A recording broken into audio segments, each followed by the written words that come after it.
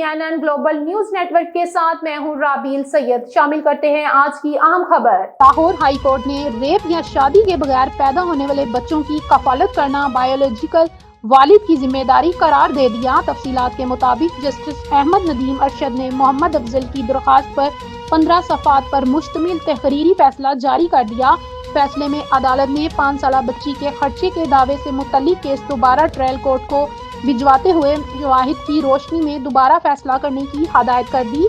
अदालत ने करार दिया कि अगर खातून साबित करे कि बच्ची का बायोलॉजिकल वालिद दरख्वास्त गुजार है तो ट्रायल कोर्ट बच्ची का खर्चा मुकर्रर करे। अदालत ने तमाम फ़ारक़ीन को ट्रायल कोर्ट के रूबरू पेश होने की हदायत कर दी। अदालत ने करार दिया कि बायोलॉजिकल बच्चे की वलादत साबित करने पर खातून की जिम्मेदारी है कि इस्लाम में बच्चे की हैसियत जानने के लिए मुतादिद तरीक़ेकार मौजूद हैं। बच्चे के खर्चे से मुतल्लिक दावे का फैसला करने से पहले ज़रूरी है कि बच्चे की कानूनी बायोलॉजिकल हैसियत देखी जाए। अगर बच्चे की वलादत का मामला ही मशकूक या शुको शबाब का शिकार है तो अदालत को खर्चे का फैसला करने से पहले ये मामला तय करना चाहिए कि बच्चे की कानूनी हैसियत तय किए बगैर खर्चा मुकर्रर करना गैर शफाफियत है।